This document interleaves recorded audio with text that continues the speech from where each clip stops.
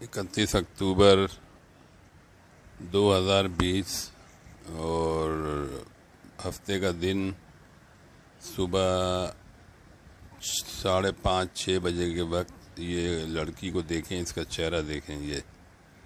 ये डकैत और चोरों का कोई क्रिमिनल गिरोह है जो हर घर पे बाहर से चेक करता है।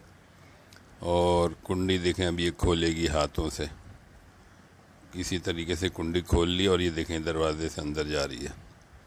और अंदर जाके सोए हुए अहले खाना के मोबाइल फ़ोन और 8-10 हज़ार रुपये जो थे वो भी लेके चली गई। 3 मोबाइल फ़ोन और 10 मिनट के बाद ये बाहर निकली है। ये देखें, ये इसका चेहरा पहचाने। ये देखें, ये अवामी कॉलोनी कोरंगी सेक्टर 36C का मकान है। आजकल इस इलाके में अवामी कॉलोनी थाने के इलाके में ये चोरी डकैती रोज़नों का गिरोह बरसर पैकार है।